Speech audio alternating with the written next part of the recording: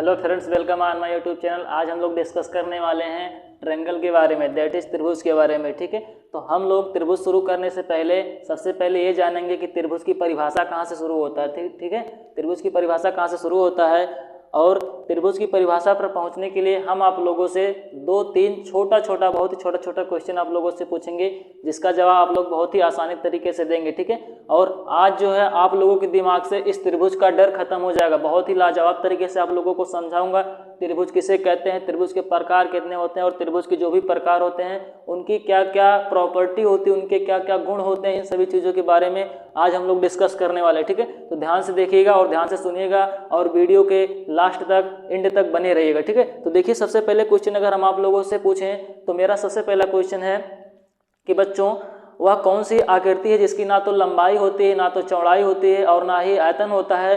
तो आप लोगों के दिमाग में सिर्फ एक ही आंसर बनना चाहिए, वह आकृति ऐसी होगी कि उसकी ना तो लंबाई होगी, ना तो चौड़ाई होगी और ना ही उसका आयतन होगा। तो वो आकृति क्या हो जाएगा? बिंदु। क्या हो जाएगा? बिंदु। ठीक है, आप लोगों के दिमाग में सिर्फ यही चीज बनना चाहिए कि वो आकृति क्या होगी? बिंदु। इसकी ना तो लंबाई है, ना तो कोई चौड़ाई है और ना ही कोई ऊंचाई है और ना तो इसका कोई आयतन है। ठीक है, तो आकृति क्या होती है? बिंदु।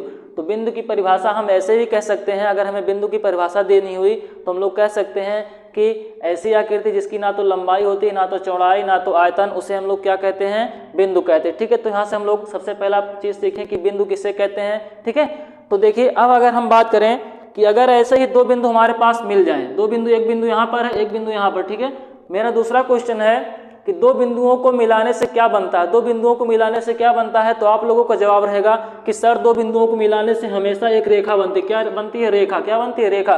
तो दो बिंदुओं को मिलाने से क्या बनती है? एक रेखा। ठीक है, अगर मैं आप लोगों से तीसरा क्वेश्चन करूँ, तीसरा क्वेश्चन मेरा ये है कि अगर हम तीन रेखाओं को इस प्रकार से मिला दें, तीन रेखाओं को इस प्रकार से मिला दें कि वो आपस में एक बंद आकृति बना ले, आपस में क्या बना ले? एक बंद आकृति। ठीक है, ये ऐसे भी हो सकता है, ये ऐसे भी हो सकता है। ठीक है, ऐसे भी हो सकता है।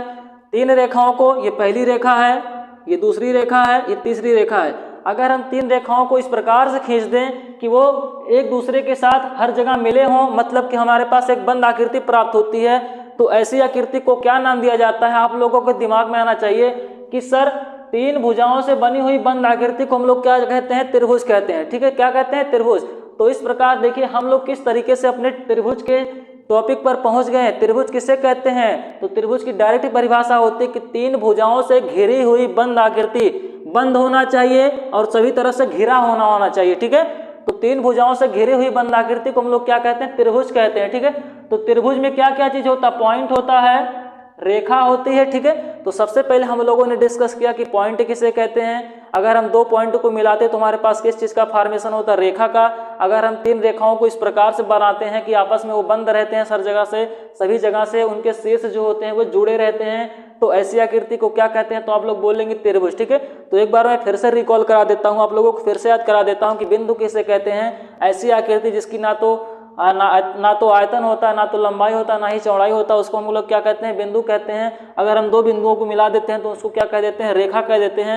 अगर इसी प्रकार से हम तीन रेखाएं इस प्रकार से बनाते हैं कि जो एक दूसरे से लगे हुए हैं और एक बंद आकृति, एक क्लोज्ड आकृति बनाते हैं, तो ऐसी आकृति को हम लोग क्या कहते हैं? त्रिभुज कहते हैं। बात आती है त्रिभुज की परिभाषा की, तो त्रिभुज की परिभाषा ये होती है कि तीन भुजाओं से घिरी हुई बंद आकृति को क्या कहते हैं? त्रिभुज कहते हैं। क्या कहते हैं? त्रिभुज। ठीक है, अब देखिए हम लोग पढ़ेंगे कि त्रिभुज कितने प्रकार का होता है। त्रिभुज कितने प्रकार का होता है, तो अगर किसी स्टूडेंट के दिमाग में हो त्रिभुज कितने प्रकार का होता है तो वो लोग अपना आंसर कमेंट बॉक्स में बता सकते हैं। ठीक है, अब देखिए सबसे पहले हम लोगों ने जाना कि त्रिभुज किसे कहते हैं, इतना कंफर्म है। ठीक है, तीन भुजाओं से घिरी हुई बंद आकृति को त्रिभुज कहते हैं। ठीक है, अब देखिए हम लोग जानेंगे त्रिभुज के प्रकार, त्रिभुज कितने प्रकार का होता है। ठीक है, तो त्रिभुज हम बताते हैं आप लोगों को कितने प्रकार का होता है? दो प्रकार का। कितने प्रकार का? आप लोग बोलेंगे दो प्रकार का, on the basis of angle and on the basis of side. ठीक है, भुजा के आधार पर त्रिभुज और फिर कोण के आधार पर त्रिभुज। ठीक है, यहाँ पर लिखेंगे हम लोग भुजा के आधार पर त्रिभुज, भुजा के आधार पर त्रिभुज, आधार पर त्रिभुज, और फिर दूसरा टाइप हमारा क्या है? कोण के आधार पर त्रिभुज, कोण के आधार पर त्रिभुज, कोण के आधार पर त्रिभुज। ठीक है, हमारे पास त्रिभुज कितने प्रकार के होते हैं? तो दो प्रकार के, कैसे कैसे प्रकार हैं वो, एक कोण के आधार पर, दूसरा भुजा के आधार पर, ठीक है। अब जानेंगे हम इस भुजा के आधार पर कितने प्रकार के त्रिभुज होते हैं और इस कोण के आधार पर कितने प्रकार के त्रिभुज होते हैं, ठीक है। तो आप लोगों को त्रिभुज की परिभाषा, बिंदु की परिभाषा और दो बिंदुओं को मिलाने से क्या बनता, इतना चीज आप लोगों को कंफर्म हो गया होगा। अब हम लोग सीखेंगे कि भुजा के आधार पर त्रिभुज कितने प्रकार के होते हैं और फिर कोण के आधार पर त्रिभुज कितने प्रकार के होते हैं, ठीक है। तो भुजा के आधार पर त्रिभुज कितने टाइप का होता है, 3 टाइप का। कितने टाइप का, 3 टाइप का। पहला होता है, दूसरा और फिर तीसरा, ठीक है। पहला त्रिभुज होता है समबाहु त्रिभुज, समबाहु त्रिभुज, और दूसरा होता है समद्विबाहु त्रिभुज, समद्विबाहु त्रिभुज, और तीसरा होता है विषमबाहु त्रिभुज। तीसरा क्या होता है, विषमबाहु त्रिभुज, ठीक है। ये त्रिभुज का सिंबल चिन्ह, ठीक है। अब हम लोग जानेंगे कि समबाहु त्रिभुज कैसे पहचानेंगे कि कोई दिया गया त्रिभुज समबाहु त्रिभुज है, और कैसे पहचानेंगे कि कोई दिया गया त्रिभुज समद्विबाहु त्रिभुज है, और कैसे पहचानेंगे कि कोई दिया गया त्रिभुज विषमबाहु त्रिभुज है, ठीक है। इसी प्रकार से जो कोण के आधार पर त्रिभुज होता है वो भी कितने प्रकार का होता है, 3 प्रकार का। कौन कौन से, न्यून कोण त्रिभुज, समकोण त्रिभुज और फिर अधिक कोण त्रिभुज, ठीक है। तो यहाँ पर सबसे पहले हम लोग इसके बारे में जानेंगे, इसकी क्या क्या प्रॉपर्टी होती है। तो यहाँ से सबसे पहले हम लोग ये लिखेंगे कि समबाहु त्रिभुज एक ऐसा त्रिभुज होता है, ठीक है। समबाहु त्रिभुज एक ऐसा त्रिभुज होता है, देखिए परिभाषा इसके शब्द से ही स्पष्ट है। सम मतलब बराबर, बाहु मतलब भुजाएं, त्रिभुज मतलब त्रिभुज, ठीक है। त्रिभुज की सभी भुजाएं क्या होती हैं, बराबर। त्रिभुज की सभी भुजाएं क्या होती हैं, बराबर। दैट इज, इस प्रकार का त्रिभुज, इसमें सभी भुजाएं आपस में क्या होती हैं, बराबर। ABC एक त्रिभुज है जिसकी सभी भुजाएं आपस में क्या बराबर। तो ऐसे त्रिभुज को हम लोग क्या कह देंगे, ऐसे त्रिभुज को हम लोग समबाहु त्रिभुज कह देते हैं। और हम लोगों को एक थ्योरम पता है कि जिस त्रिभुज के सभी भुजाएं बराबर होती हैं उसके सभी कोण भी आपस में क्या होते हैं, बराबर, ठीक है। मतलब कि कोण A बराबर कोण B बराबर कोण C, ठीक है। तो त्रिभुज समबाहु त्रिभुज की परिभाषा क्या होती है, एक ऐसा त्रिभुज जिसके सभी भुजाएं बराबर होती हैं, भुजा AB बराबर, भुजा BC बराबर, भुजा ACA। जो ऐसा ऐसा हम सिंबल बनाए इसका मतलब सभी लोग आपस में क्या है, बराबर, ठीक है। और सभी कोण भी आपस में क्या होते हैं, बराबर। अगर किसी त्रिभुज के सभी भुजाएं आपस में बराबर हैं तो उसके सभी कोण भी आपस में क्या होंगे, बराबर, ठीक है। अब देखो हम यहाँ पर क्या जानेंगे, समद्विबाहु त्रिभुज क्या होता है। अगर बात करें समबाहु त्रिभुज के कोण कितने कितने के होते हैं, तो हर स्टूडेंट जानता है कि त्रिभुज के तीनों अंतः कोण के योगफल कितना होता है, 180 डिग्री, 180 डिग्री। तो सभी कोण बराबर, तो 60-60 में क्या नहीं बटेंगे, बटेंगे ना। ये भी 60, ये भी 60, ये भी 60। तो समबाहु त्रिभुज के तीनों कोण कितने कितने के होते हैं, 60-60-60 के, ठीक है। यहाँ तक बात क्लियर है। समबाहु त्रिभुज हो या कोई भी त्रिभुज हो उसके तीनों कोणों का योगफल हमेशा 180 अंश होता है। तीनों कोणों के योगफल हमेशा 80 अंश होता है। कब, जब हम अंतः कोण का योगफल निकालते हैं तब, ठीक है। अंतः का मतलब कि अंदर अंदर बने, यहाँ पर बना, यहाँ पर बना, बाहर का नहीं। बाह्य कोणों का योगफल हमेशा 360 डिग्री होता है। कितना का होता है, 360 डिग्री का। अब बात करते हैं हम लोग समद्विबाहु। तो यहाँ पर भी नाम से यह स्पष्ट है, सम मतलब बराबर, दो, द्वि का मतलब होता है दो, बाहु मतलब भुजाएं त्रिभुज की, ठीक है।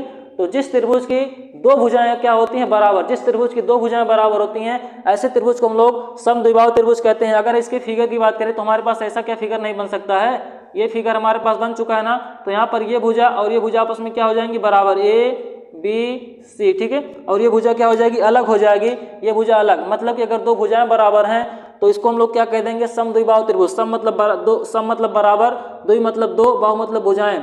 दो भुजाएं अगर बराबर तो ऐसे त्रिभुज को हम लोग क्या कहेंगे, समद्विबाहु त्रिभुज। अगर दो भुजाएं बराबर है तो उनके दो कोण भी आपस में क्या होंगे, बराबर।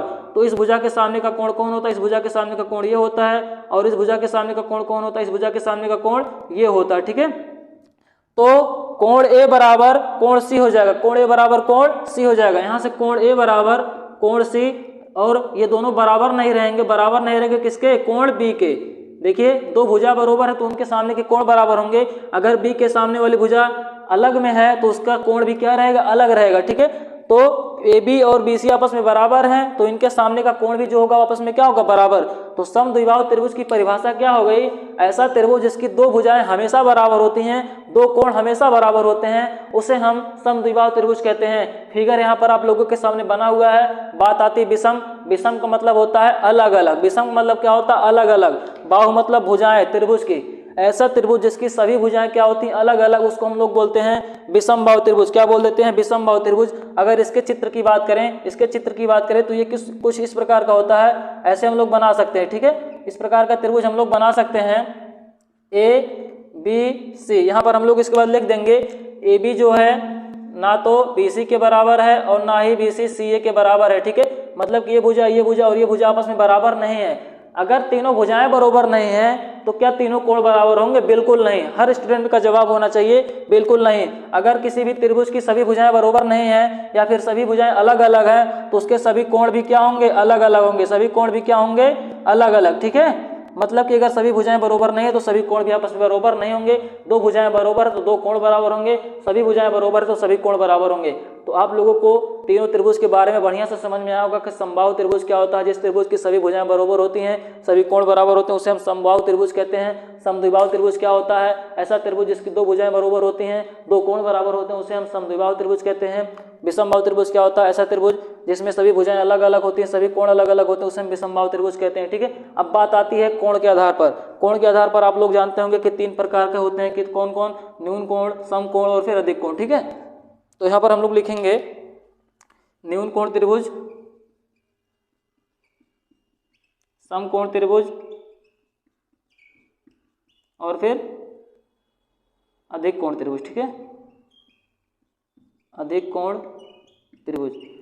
कोण के आधार पर त्रिभुज कितने प्रकार के होते हैं? तीन प्रकार के। न्यून कोण, पहला है न्यून कोण, दूसरा है सम कोण, तीसरा है अधिक कोण। ठीक है, अब देखिए इन तीनों कोणों के तीनों जो त्रिभुज बने हैं कोण के आधार पर, कोण के आधार पर कितने प्रकार के त्रिभुज होते हैं? तीन प्रकार के। इन तीनों की प्रॉपर्टी हम लोग पढ़ेंगे कि कैसे जानेंगे कि कौन सा त्रिभुज न्यून कोण त्रिभुज है और कौन सा त्रिभुज सम कोण त्रिभुज है और कौन सा कोण अधिक कोण त्रिभुज है। ठीक है, तो हम लोग सबसे पहले न्यून कोण के बारे में डिस्कस करेंगे। न्यून कोण क्या होता है? न्यून कोण एक ऐसा कोण होता है जिसका सभी कोण, जिस त्रिभुज के सभी कोण, ऐसा त्रिभुज जिस त्रिभुज के सभी कोण हमेशा 90 से कम होते हैं, हमेशा 90 से कम होते हैं, 0 से ज़्यादा होते हैं, 90 से कम 0 से ज़्यादा। ठीक है, मतलब ये डिग्री अगर 37 डिग्री है, ये 37 है और फिर ये कितना हो जाएगा?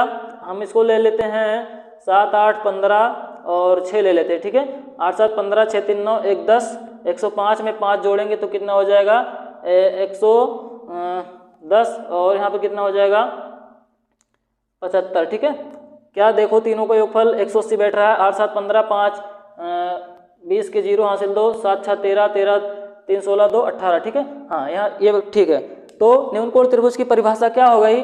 ऐसा त्रिभुज जिस त्रिभुज के सभी कोण, पहला कोण, दूसरा कोण, तीसरा कोण, सभी कोण 90 अंश से क्या होते हैं? कम होते हैं। जिस त्रिभुज के सभी कोण 90 अंश से कम होते हैं, ऐसे त्रिभुज को हम लोग क्या कह देते हैं? न्यून कोण त्रिभुज। तो न्यून कोण त्रिभुज की परिभाषा आप लोगों को समझ में आया होगा कि न्यून कोण त्रिभुज एक ऐसा त्रिभुज होता है, एक्यूट एंगल ट्रायंगल। ठीक है, इसको इंग्लिश में बोलते हैं एक्यूट एंगल ट्रायंगल, इसको बोलते हैं राइट एंगल ट्रायंगल, इसको बोलते हैं ऑब्ट्यूज एंगल ट्रायंगल। ठीक है, तो एक्यूट एंगल ट्रायंगल एक ऐसा ट्रायंगल होता है जिसके सभी के सभी कोण, शब्द पर ध्यान दीजिए, शब्दों पर आप लोग ध्यान दीजिए, सभी कोण 90 से कम होते हैं। ठीक है, यहाँ तक बात क्लियर है। और अधिक कोण त्रिभुज में, सॉरी, सम कोण त्रिभुज में क्या होता है? सम कोण त्रिभुज में यहाँ पर शब्द से स्पष्ट, न्यून का मतलब होता है कम, न्यून का मतलब क्या होता है? छोटा या फिर कम।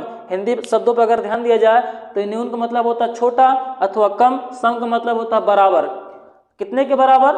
90 के बराबर। कितने के बराबर? 90 के बराबर। तो एक ऐसा त्रिभुज जिसका एक कोण, सिर्फ एक कोण कितने का होता है? 90 डिग्री का। कितने का होता है? 90 डिग्री का। अगर हम इसको A, B, C लिख दें तो यहाँ पर सिर्फ एक ही कोण होता है जिसका मान कितना होता है? 90।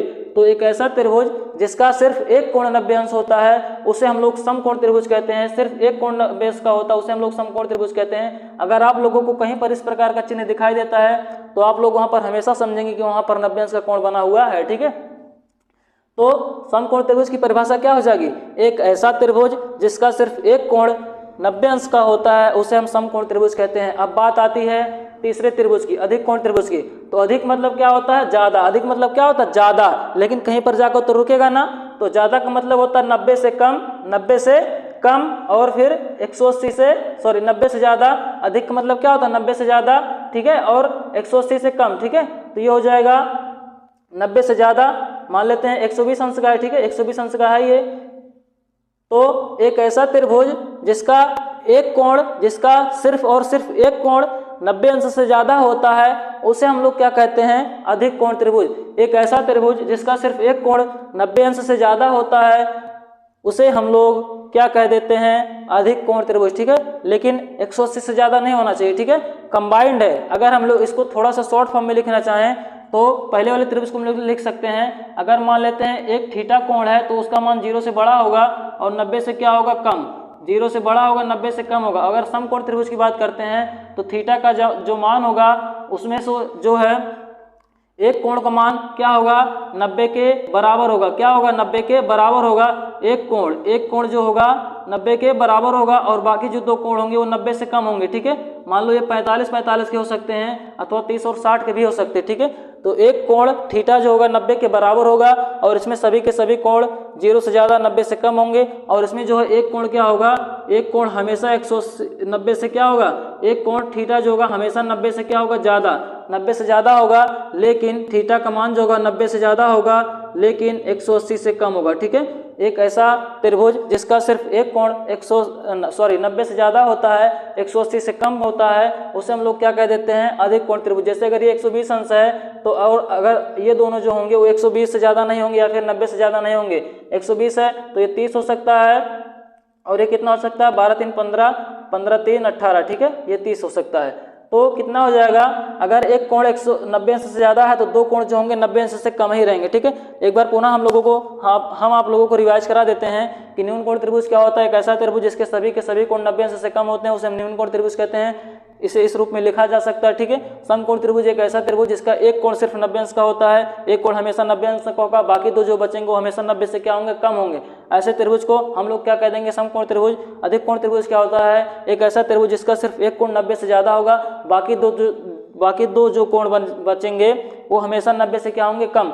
एक कोण 90 से ज़्यादा रहेगा, बाकी जो दोनों रहेंगे वो 90 से कम रहेंगे। तो ऐसा त्रिभुज जिसका सिर्फ एक कोण 90 अंश से अधिक होता है, ऐसे त्रिभुज को हम लोग क्या कहते हैं, अधिक कोण त्रिभुज कहते हैं। ठीक है, तो आई होप आप लोगों को त्रिभुज किसे कहते हैं, त्रिभुज की परिभाषा पर हम लोग कैसे पहुंचे, त्रिभुज के कितने प्रकार होते हैं, उनके भी जो प्रकार होते हैं, इन सभी चीज़ों के बारे में हम लोगों ने डिस्कस बहुत बढ़िया से किया।